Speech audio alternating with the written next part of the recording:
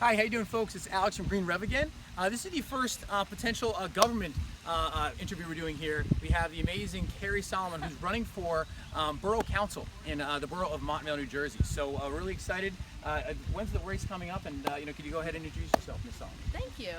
Yes, I'm running for Borough Council for the election that's going to be happening in November 7th. I know that's a long ways down the road, but we're starting now, getting our grassroots movement going. Phenomenal, phenomenal. And we're going to go ahead and walk around this gorgeous area here. We're in Montvale, New Jersey now, right? Absolutely. Okay. This and is Huff Park. Huff Park. We have Huff Pond to the right of us. Okay, we have some kids screaming in the background, enjoying this is the last day of Doing a school. little fishing. Right, doing some fishing. And this is we good. have a newly installed playground. Okay. That was just, the ribbon cutting was this past weekend on Saturday. So we have some new facilities there. And so one of the reasons I was really excited to talk to you, Ms. Solomon, is that I think often in our society we take our democracy for granted.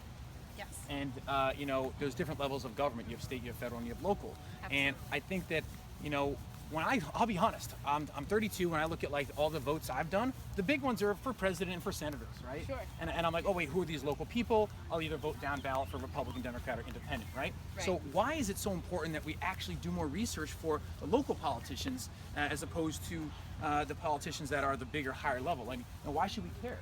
Well, all government is local, and what affects you most is what's happening right in your own backyard. Right. And so you may not be able to have as much of an impact on the federal level, but at the local level, you can impact so much change, either by running yourself and being a part of your local government, or by contacting your local officials and expressing your concerns about what's important to you in your community, and reaching out to those officials that have been elected to represent you. So, and what do you think the best ways to reach out? Is that email, snail mail? Is that just literally going and setting an appointment up with your local town mayor or councilman or borough mayor? Absolutely. There's different ways of getting in touch. Some are very active on social media. Most in Montvale, they all have email addresses, so you can certainly use that as a way of getting a hold of them. Okay. And And they're all published online, and that's probably the best way to do it. And I know our mayor also holds open office hours where he invites people to come in and chat with him about their concerns. Phenomenal. And what's the mayor of Montvale? What's his name? Mayor of Montvale is Michael Gasali. Michael Gasali. Okay, Yeah. so Mayor Gasali, and the way that the structure of the Montvale local government works, you were talking to me earlier about this. Is there are 6 council members, 6 council members and 1 mayor. and 1 mayor, and so then the tie-break would go. The mayor is the tie-break vote. Okay. So anything that's voted on by the council, if it goes 3-3, then it would go to the mayor, and he would have a vote in it as well. Now, as far as these local issues that affect us all, right? I mean, we know every time when we make that vote, for the town council, the mayor, local representatives, there's all these little micro decisions that I think we sort of take for granted, and you assume the person you're going to vote for is going to then vote in your best interest.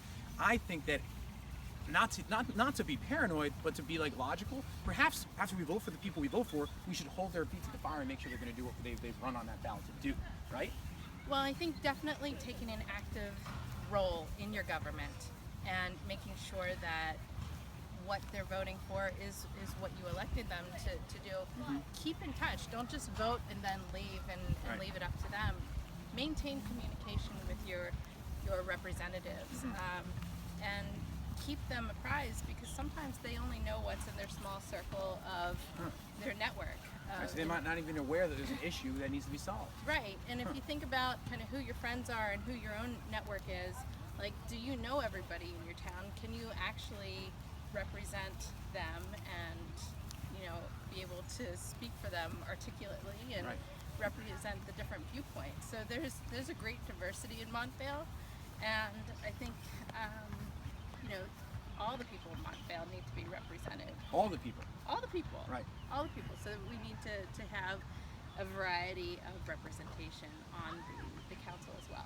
Right. And I think about, obviously I teach science and I'm really big into the environment, and not just for the sake of planting trees, but for the sake that when we plant that tree, it creates shade, it creates climate, it fixes carbon, and then its byproduct is oxygen, right? Right. So and it literally reduces pollution and increases sales revenues when the trees are planted near stores, and that's why we have these plants in malls. So I think about like what kind of environmental initiatives will you bring to the council that will empower the everyday student, the everyday teacher, the everyday parent and Montvale resident? Well, one of the things that's been talked about, I don't know if you're aware, but just beyond this building here used to be our town pool. Okay. And so that's now being discussed as what can we put in that space, that recreational space.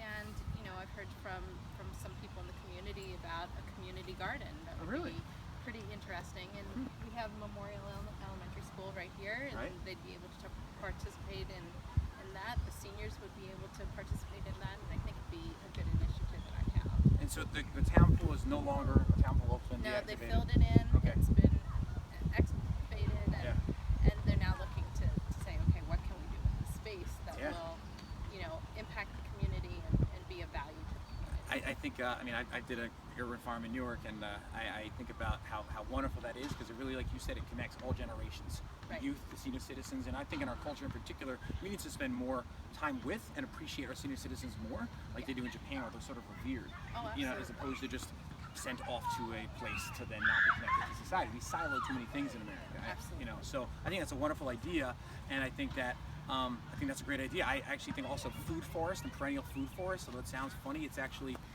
community gardens. If you have a food forest-like aspect to it, it's a yearly. You plant perennials, right? So you plant fruit trees, you plant raspberry bushes, things that come back year after year. So it's not this huge labor-intensive thing every year. You have your right. So you have your perennials. You also have your annuals, your tomatoes. So I just thought maybe if that does happen, that's something you guys, and you folks can talk about, because.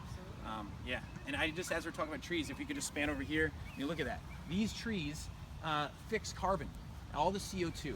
They fix literally in those trunks the carbon. With 12 protons and neutrons and 6 protons. That literally is in those trunks. It's literally preventing pollution, providing shade, and like I said before, creating oxygen. And you see these youth, some of our students actually over here, are playing beneath these trees. Yeah. This is community. So when you have a beautiful, big, brand new Wegmans coming to Montvale, it's a great thing. It's industry. You're helping create new jobs. At the same time, you need to take into consideration what's the natural capital of this wildlife. Those used to be orchards up there, right?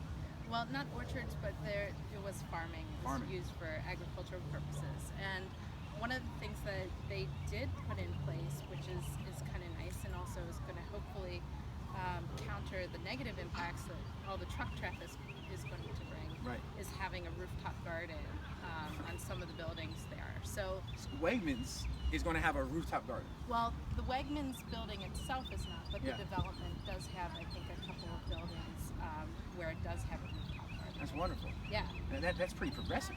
Yeah. Absolutely. Because I think of rooftop gardens. I think of New York. I think of some really well-funded, liberal hippie sort of, let's do this great thing. I don't think of Montvale, New Jersey. Right. So that shows. That shows a great awareness, and I think it shows Wegman and Wegman's ability to really reach out and work in conjunction with the people and the government of Montvale. Absolutely. That's great. That's phenomenal. Yeah. And right here we have, this is a recycling center over here. This is the recycling center here. Okay. It's open 3 days a week. 3 days a week. I believe 8 a.m. to 3 p.m. And our residents are able to get their recycling picked up once every 2 weeks, but when they can't, then they can bring it to the recycling center those days. Yeah. Recently I just interviewed a phenomenal gentleman who's the CEO of Bio High Tech, and they take all their food particles in different stores like Wegmans or any sort of store that produces a lot of food. They use them in prisons and schools, and like Wegmans or